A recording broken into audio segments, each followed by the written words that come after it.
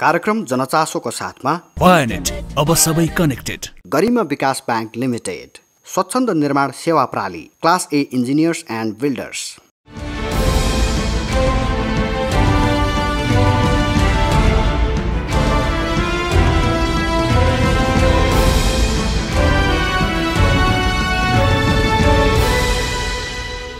दर्शकबिन नमस्कार। आम नागरिकका चासो, चिन्तन र सरकारका विषयमा केन्द्रित हुने कार्यक्रम जनचासोको नयाँ अध्यायमा हार्दिक स्वागत छ।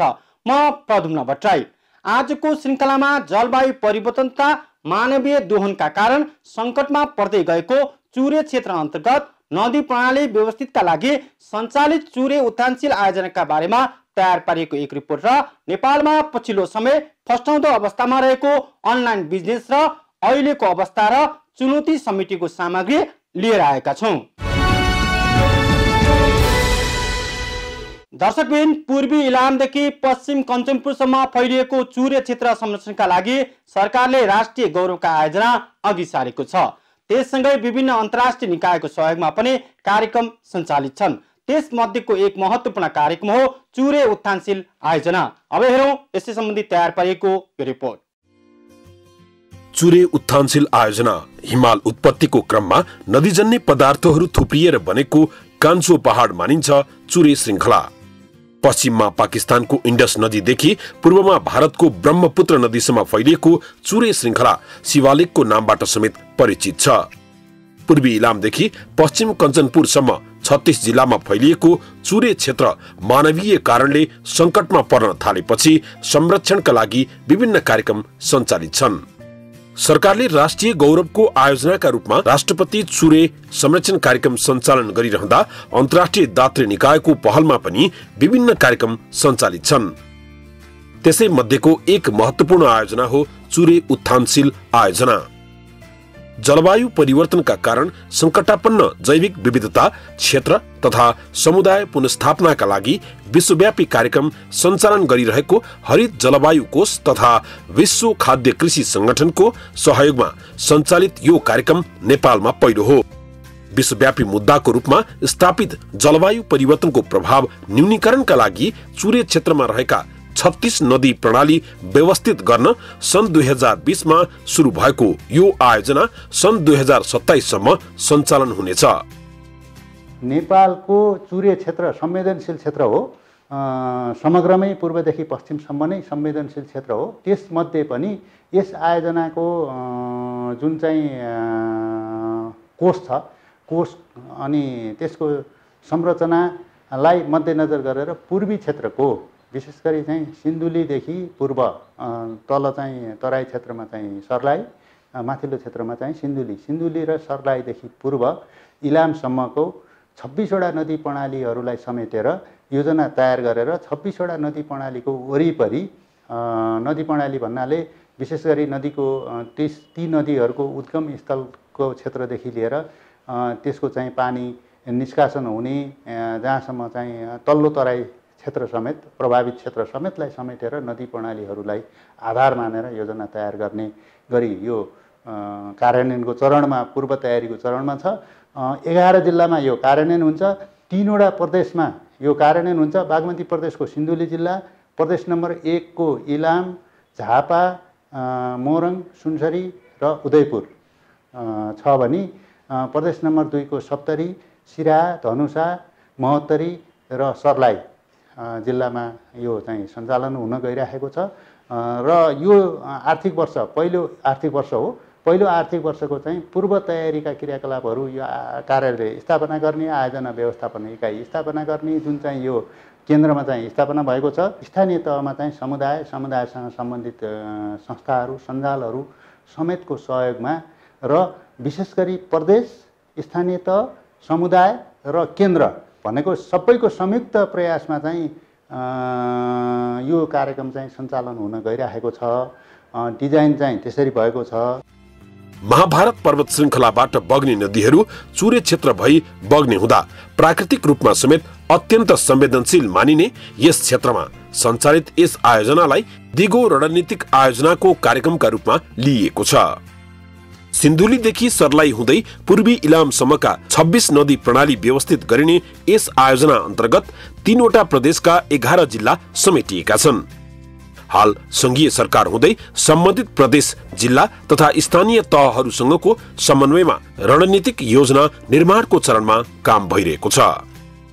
विशेष गरी चाहिँ स्थानीय समुदायलाई र स्थानीय तहहरूलाई र स्थानीय समुदायलाई सहयोग गर्ने सङ्घ संस्थाहरूलाई विशेष मेरो अनुरोध के छ भन्दाखेरि उहाँहरूले 26 वटा नदी प्रणालीको योजना बनाउने क्रममा हाम्रो टिमलाई, हाम्रो टोलीलाई सहयोग गरिदिनु भयो भने यो योजना एकदम राम्रो बन्छ। किन भन्दा 26 वटा योजना नै यसको गुरु योजना जस्तै हो। 26 वटा योजनाले जे कुरा परिलक्षित गरेको हुन्छ त्यसैलाई कार्यान्वयन गर्ने भएको हुँदाखेरि स्थानीय तह, स्थानीय समुदाय र प्रदेश स्तरका कार्यालयहरू सबैलाई सहयोगको लागि अपिल गर्दछु। हाल रणनीतिक योजनाका लागि दात्री निकाय स्थानीय तहदेखि प्रदेश तथा केन्द्रीय सरकारसँगको समन्वयमा विभिन्न गतिविधि सञ्चालन भइरहेको आयोजनाले जनाएको छ।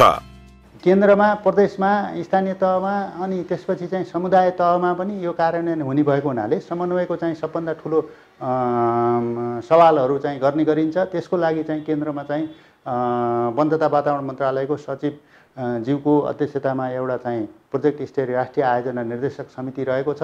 त्यसमा चाहिँ विभिन्न कार्यालयहरू, विभिन्न महाशाखाहरू, विभिन्न चाहिँ विभागहरू, विभिन्न चाहिँ अन्य मन्त्रालयहरूका पनि प्रतिनिधिहरू हुनुहुन्छ, सङ्घ संस्थाका प्रतिनिधिहरू पनि हुनुहुन्छ। यसै गरी चाहिँ प्रदेश स्तरमा चाहिँ प्रदेशमा उद्योग, पर्यटन, वन तथा वातावरण मन्त्रालयको सचिव ज्यूको अध्यक्षतामा चाहिँ प्रदेश स्तरीय आयोजना समन्वय समिति रहेको छ। त्यो समन्वय समितिमा पनि प्रदेश स्तरमा चाहिँ काम गर्ने सङ्घ संस्थाहरू, त्यहाँ सम्बन्धित कार्यालयहरू का प्रतिनिधिहरू हुनुहुन्छ। यसै गरी चाहिँ स्थानीय तहमा पनि एउटा समिति रहेको छ, सामुदायिक तथा कृषि समिति भनेर वनसँग सम्बन्धित र कृषिसँग सम्बन्धित रहेको एउटा समिति रहेको छ।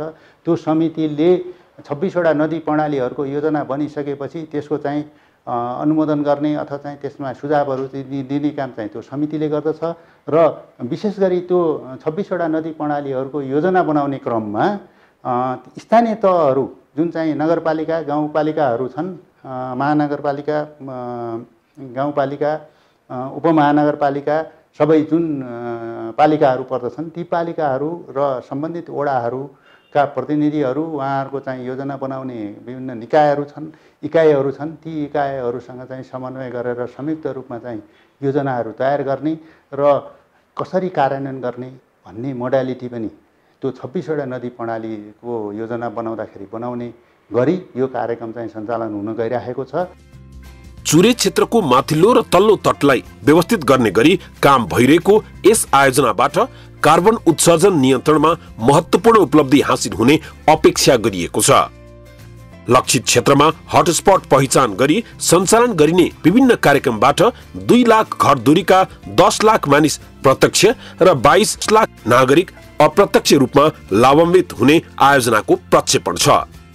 यो चुरे क्षेत्रको माथिल्लो तट भन्छौँ हामीले, माथिल्लो तट र तल्लो तटको संयोजनलाई कसरी चाहिँ व्यवस्थित गर्न सकिन्छ भन्ने विषयलाई नै सबभन्दा बढी जोड दिएर यो कार्यक्रम सञ्चालन गर्ने गरी यो कार्यक्रम बनेको छ। धेरै सङ्घ संस्थाहरूले चुरे क्षेत्रमा चाहिँ कामहरू गरेका छन्, नदी नियन्त्रणका क्रियाकलापहरू पनि गरेका छन्। त्यसमध्ये माथिल्लो तटमा सबभन्दा कम चाहिँ काम भएको छ। त्यसकारणले माथिल्लो तट क्षेत्र भन्न खोजेको सिन्धुली, उदयपुर र इलाममा बढी केन्द्रित गरेर कामहरू गरियो भने वन क्षेत्रको संरक्षण, व्यवस्थापन अथवा चाहिँ पुनरुत्पादन र कृषि प्रणालीलाई समेत र भू संरक्षणका क्रियाकलापहरूलाई समेत एकदम आत्मसात गरेर त्यहाँको समुदायहरूको चाहिँ क्षमता अभिवृद्धि गरेर त्यहाँको ज्ञानलाई अभिवृद्धि गर्न सकियो भने यो कार्यक्रमले लिएको लक्ष्य विशेष गरी चाहिँ यो हरित जलवायु कोषबाट आएको रकम भएको हुँदाखेरि यसको एकदम लक्ष्य के छ भन्दाखेरि परिलक्ष्य भनौँ अझै अब आकलन गर्ने चाहिँ मूल्याङ्कन अवधि अलि लामो छ। यसको 20 वर्षको अवधिमा चाहिँ 12 मिलियन टन कार्बन डाइअक्साइड चाहिँ यसले चाहिँ जेनेरेट गर्छ भन्न खोजेको चाहिँ जेनेरेट गर्ने भनेको कस्तो भन्दाखेरि संरक्षणको लागि चाहिँ 12 मिलियन टन कार्बन डाइअक्साइड चाहिँ यसले चाहिँ उत्पादन गरेको कार्बन डाइअक्साइड चाहिँ संरक्षण हुन्छ भनेको चाहिँ त्यसले चाहिँ योगदान गर्ने किसिमको चाहिँ गरी यसको चाहिँ परिलक्ष्य लिएको छ।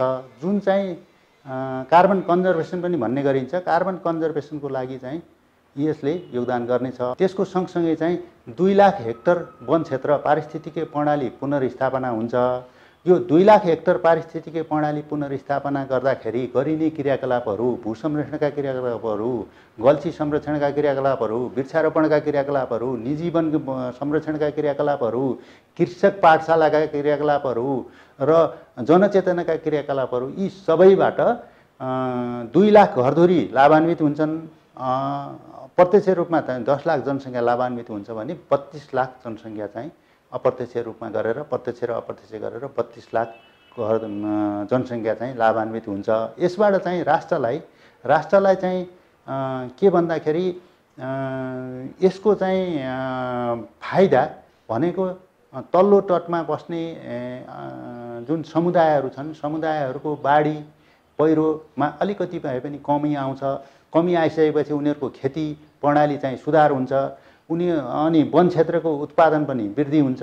वनमा जीविकोपार्जनको लागि चाहिँ केही सुधार गर्ने किसिमका क्रियाकलापहरू चाहिँ पनि त्यहाँ चाहिँ सुदृढ हुन्छ। अनि त्यसपछि चाहिँ त्यहाँ जैविक विविधता पनि संरक्षण हुन्छ र त्यहाँको स्थानीय समुदायको चाहिँ क्षमतामा अभिवृद्धि हुन्छ भन्ने दृष्टिकोणबाट यो आयोजना परिलक्षित गरिएको छ।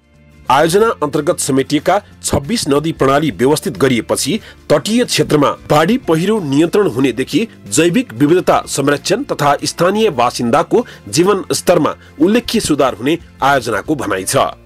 तीनै तहका सरकार बीचको समन्वयका साथै स्थानीयवासीलाई अपनत्व हुने गरी कार्यक्रम सञ्चालन गरिने जनाएको आयोजनाले पाठ्यक्रममा समेत वातावरणीय संरक्षण शिक्षा समेट्ने गरी काम भइरहेको जनाइएको छ। चुरे क्षेत्र अथवा चाहिँ वातावरण क्षेत्रमा सबभन्दा कमी कमजोरी रहेको एउटा चाहिँ खाडल भन्छौँ अथवा चाहिँ एउटा ग्याप भन्छौँ।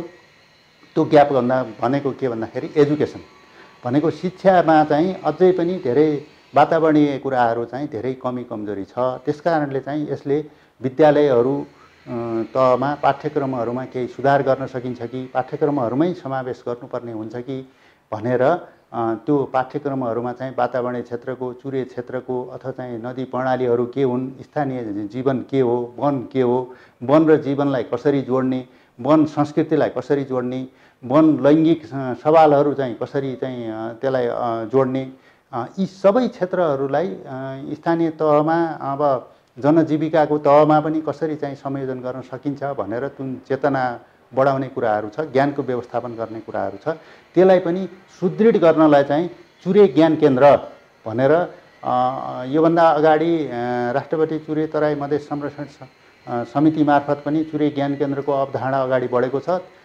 त्यही अवधारणालाई पनि परिपूरक हुने गरी अथवा चाहिँ अझै सुदृढ गर्न सकिन्छ कि भनेर अनि त्यसपछि यस आयोजनाले पनि जुन चाहिँ चुरे ज्ञान केन्द्र भनेर स्थापना गर्ने, जुन चाहिँ प्रदेश स्तरमा चाहिँ पनि रहन्छ र केन्द्रीय स्तरमा पनि एउटा ज्ञान केन्द्र प्लेटफर्मको रूपमा चाहिँ यो चुरे ज्ञान केन्द्रको रूपमा चाहिँ स्थापना गरेर अझै यसलाई चाहिँ ज्ञानलाई चाहिँ अब परिष्कृत गर्दै चुरे क्षेत्रको संरक्षण व्यवस्थापनको लागि चाहिँ त्यो ज्ञानले सहयोग गर्छ भनेर अगाडि बढाउने गरी चाहिँ यो आयोजनाको दस्तावेजमा चाहिँ राखिएको छ।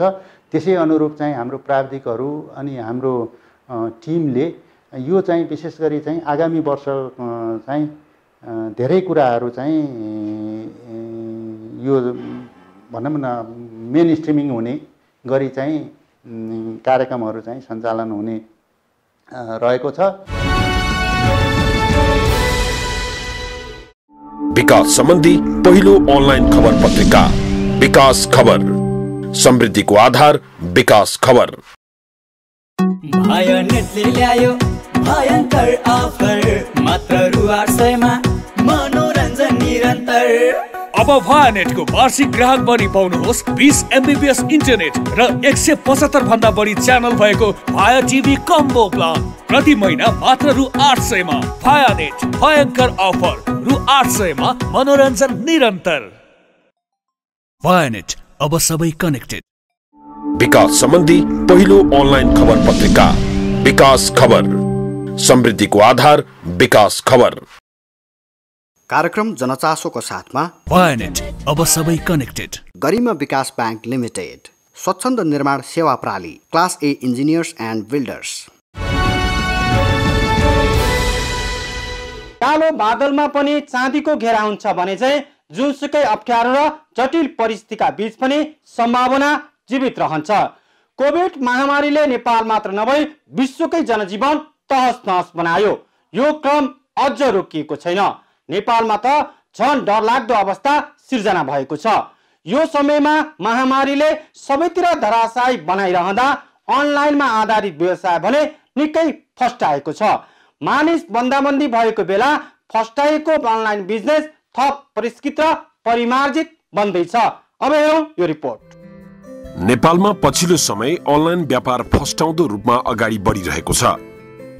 खानेकुरादेखि लत्ता कपडा तथा आवश्यकदेखि विलासिताका सामग्री अनलाइन मार्फत किनमेल हुन थालेपछि ग्राहक यसतर्फ आकर्षित हुन थालेका छन्।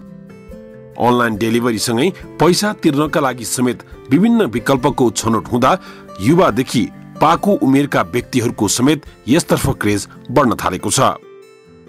आफूले चाहेको सामान सजिलै निश्चित समयमा घरमै आइपुग्ने भएपछि किनमेलका लागि समय छुट्याएर बजार जाने प्रवृत्ति घट्दो क्रममा छ। नेपालमा पछिल्लो 5 वर्षमा निकै फड्को मारेको अनलाइन बिजनेस थप परिमार्जित र परिष्कृत हुने चरणमा छ। रणनीतिक योजनाका साथ लागि परेका युवा व्यवसायीले यसलाई सुदृढीकरण गर्दै आफूलाई अब्बल रूपमा स्थापित गर्न थालेका छन्। त्यस मध्येका एक उदाहरणीय युवा व्यवसायी हुन् सगुन गोयनका। जनकपुर घर भई उच्च शिक्षाका लागि भारत गएका उनी बदलिदो समाज र आधुनिकतासँगै त्यहाँ फस्टाइरहेको अनलाइन बिजनेसतिर आकर्षित भए। प्रतिष्ठित कम्पनीमा काम गर्ने क्रममा अनलाइन मार्फत गरिने व्यापार विश्वव्यापी ट्रेन्ड बारे राम्रो ज्ञान र सिप आर्जन गरेर नेपाल फर्किएका उनी केही समय दराज अनलाइनमा काम गरे।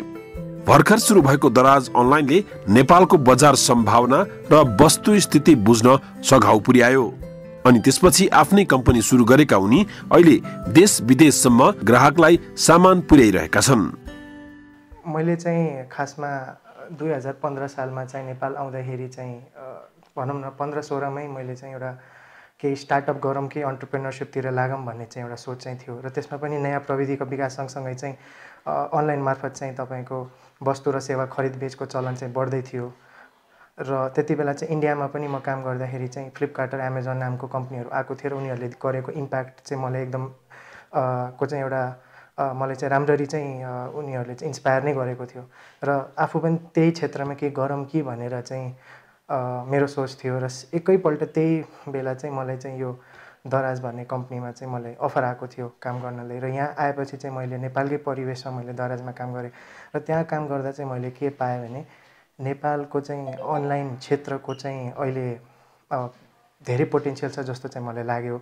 र त्यो पोटेन्सियलमा चाहिँ मैले चाहिँ मुख्यतः के समस्या चाहिँ हेरेँ भने यहाँको सप्लाई चेन, हामी चाहिँ एउटा इम्पोर्टमा निर्भर राष्ट्र छौँ।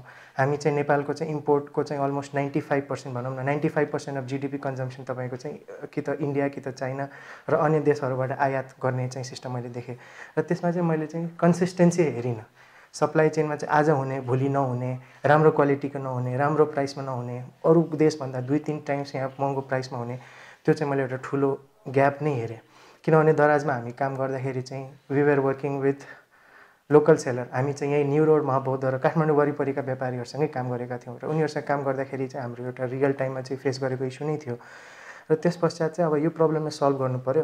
नेपालको चाहिँ एउटा एभरेज कन्ज्युमरलाई डाइरेक्ट विदेशको चाहिँ जहाँ म्यानुफ्याक्चरिङ भइरहेछ त्यहाँबाट कनेक्ट गरेर सबै बिचको बिचौलिया मिडलम्यान हटाएर र नेपालमा उपलब्ध नहुन सक्ने सामग्रीहरू पनि उपलब्ध गराए एउटा छिटो छरितो चाहिँ रूपमा उपलब्ध गराउन सक्यो भने एउटा ठुलो मैले यसमा पोटेन्सियल हेरेर त्यो भएर मात्र मैले यो चालु गरेको। बजार अब इ कमर्सको त राम्रै छ अहिले नेपालमा, उदाउदो हुन्छ नि, एउटा बिजनेस भएर आएको छ अहिले युवाहरूको लागि पनि। अनि न्यू कमर्सहरूको लागि पनि अब के कमर्स के चाहिँ हुन्छ नि, एउटा बिजनेस गरौँ, के स्टार्टअप गरौँ भन्दाखेरि सबभन्दा इजी के हुन्छ भन्दाखेरि इ कमर्स अनलाइन थ्रु गरौँ, फेसबुकमा राखौँ, केही बेचौँ, सर्भिस दिउँ, प्रोभाइड गरौँ होइन। सो मार्केट त राम्रो छ अहिले इ कमर्सको। अनलाइन किनमेलमा धेरैको ध्यान केन्द्रित भइरहँदा कतिपय अवस्थामा उपभोक्ता ठगिन सक्ने सम्भावना पनि रहन्छ। गोयनका भन्छन् नेपालमा उच्च सम्भावना सहित उदाउँदो व्यवसायको रूपमा रहेको अनलाइन बिजनेसलाई परिपक्व बनाउँदै लैजान जरुरी छ। त्यसैले आफूहरू बिचौलियाको भूमिका कटौती गर्दै उत्पादकसँग सीधा उपभोक्तालाई जोड्ने गरी काम गर्ने प्रयास गरिरहेको उनी बताउँछन्।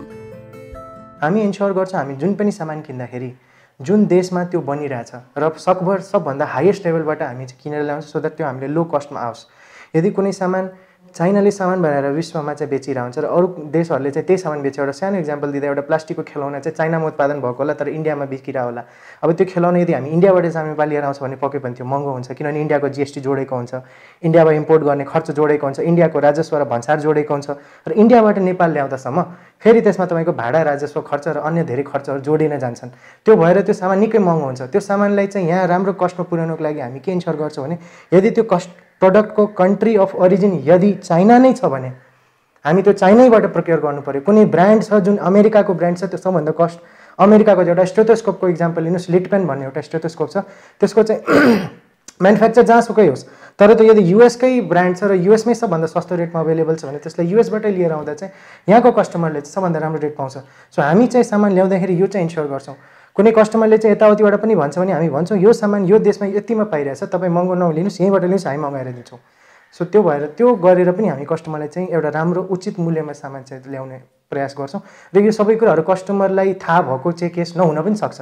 यो कुरा चाहिँ हामीले एज एन अर्गनाइजेसन जसलाई एक्सपिरियन्स छ, एक्सपर्टाइज छ, त्यो हामीले चाहिँ हाम्रो दायित्व के छ भने कस्टमरलाई चाहिँ इन्फर्म गर्नु पर्यो कुरा। गत वर्ष कोभिड महामारीका कारण विदेशबाट भित्रिने सामान समयमा आई नपुग्दा समस्या भए पनि नाका खुलेपछिको अवस्था सहज भएको छ। वार्षिक 40,000 उपभोक्तालाई सेवा प्रवाह गर्दै आएको टुडो होलिक्सले नेपालको जुनसुकै स्थानमा समेत सामान डेलिभरी गर्दै आएको छ। अमेरिका, बेलायत, चीन र भारतमा समेत विभिन्न कम्पनीसँग साझेदार गरी सेवाग्राहीलाई सामान उपलब्ध गराउँदै आएको यस कम्पनीले आगामी दिनमा विश्वका अरू धेरै देशमा सहज र सुलभ मूल्यमा सामान उपलब्ध गराउने योजना अघि सारेको छ।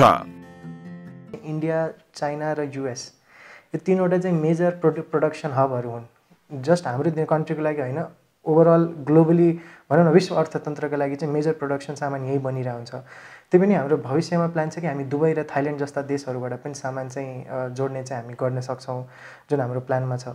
र त्यो सँगसँगै चाहिँ हामी चाहिँ के पनि इन्स्योर गर्न चाहिरहेछ भने यहाँको हाम्रो जुन कस्टमर बेस छ नेपालमा चाहिँ हाम्रो चाहिँ एभरेज कस्टमर जसले हाम्रो वेबसाइटमा अर्डर गरिरहेछ उनीहरूलाई चाहिँ अलि झन् एफोर्डेबल रेटमा चाहिँ हामी अहिलेको रेटभन्दा पनि झन् अफोर्डेबल रेटमा त्यो सामान ल्याउन चाहिँ हामी सकौँ। अब त्यो कसरी सम्भव हुन्छ भने हाम्रो चाहिँ भोल्युम बढ्दै जाँदाखेरि चाहिँ हाम्रो चाहिँ कस्ट जुन हुन्छ इकोनोमिज अफ स्केल भन्नुहुन्छ, त्यो इकोनोमिज अफ स्केल आएर चाहिँ हाम्रो कस्ट कम हुन जान्छ र त्यो कस्टको बेनिफिट हामी कस्टमरलाई चाहिँ पास अन गर्न सक्छौँ। र त्यो भयो भने एउटा कुरा त्यो। अर्को कुरा चाहिँ हाम्रो प्लान के छ भने जुन अहिले समय लागिरहेछ नि, किनभने अहिले भनौँ न एयर कार्गोबाट सामान ल्याउँदाखेरि चाहिँ कस्ट अलिक बढी नै पर्न गइरहेछ र त्यसको कारणले के भएछ भने हेभी सामानहरू चाहिँ ल्याउन चाहिँ अहिले सकिरहेको छैन।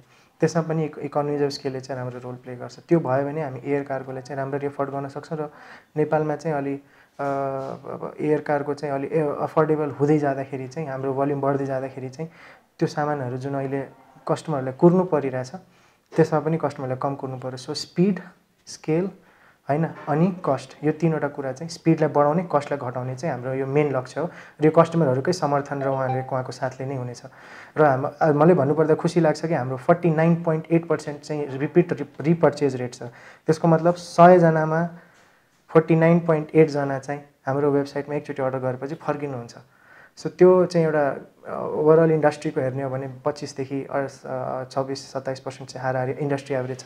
हाम्रो चाहिँ त्यसको दोब्बर छ। युथहरूमा जानुहुन्छ भने त अभियसली एपरल्सहरूमा, ग्याजेट्सहरूमा धेरै इन्ट्रेस्ट जाने हुन्छ भने अब अलिकति हाम्रो हुन्छ नि अब हाउस होल्ड आइटम्सहरूको लागि भनेको चाहिँ अब अलिकति मिडल एज ग्रुपहरू तिनीहरू इन्ट्रेस्ट देखाउनुहुन्छ। अब अहिलेको प्लेटफर्म हेर्दाखेरि त अब ड्यु टु कोभिड भनौँ अथवा जेसुकै कुराहरू भनौँ होइन, अब ग्याजेट्सहरूमा अलि धेरै इन्ट्रेस्ट भएको देखिन्छ।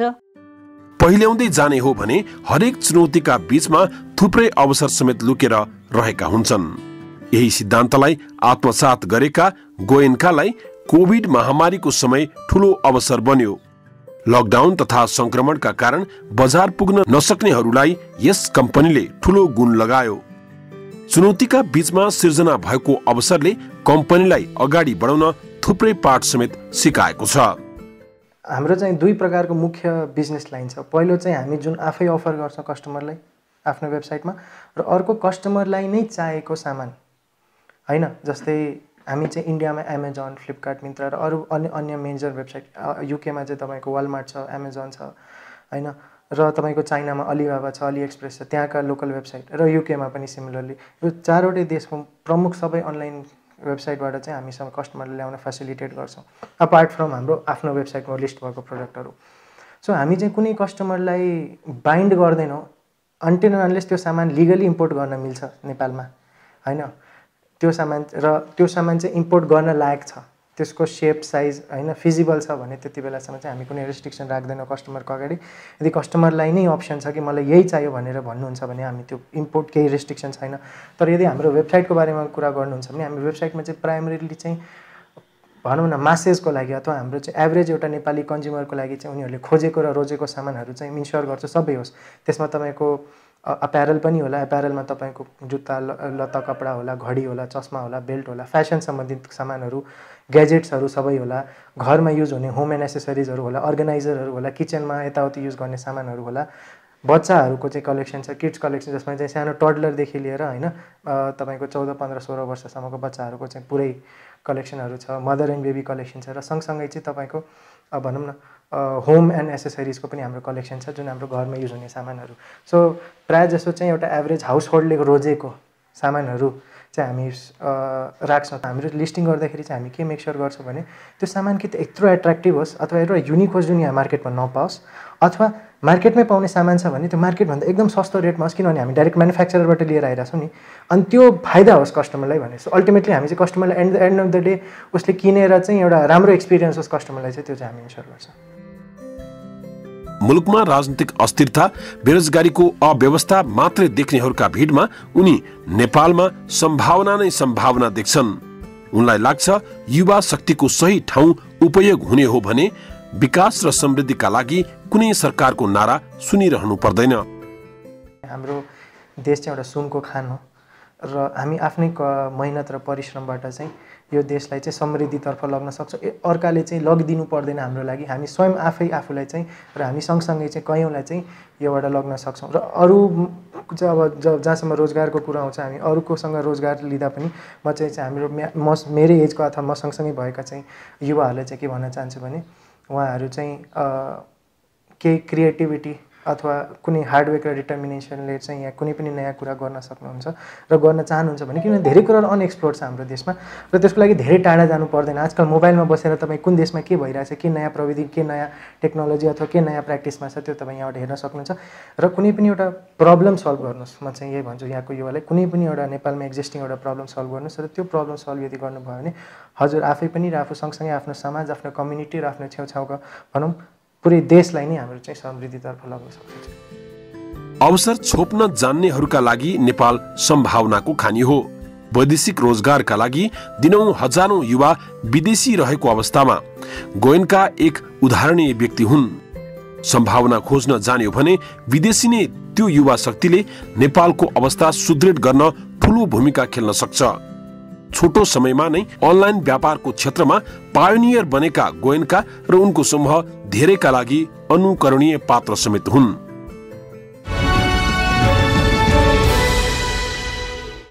विकास सम्बन्धी पहिलो अनलाइन खबर पत्रिका विकास खबर, समृद्धिको आधार विकास खबर। हस् त आजका लागि कार्यक्रम जनचासो यति नै। नयाँ विषय र प्रसङ्ग सहित नयाँ श्रृङ्खलामा उपस्थित हुने नै छौँ। तबसम्मका लागि बिदा चाहन्छौँ। हस् त नमस्कार।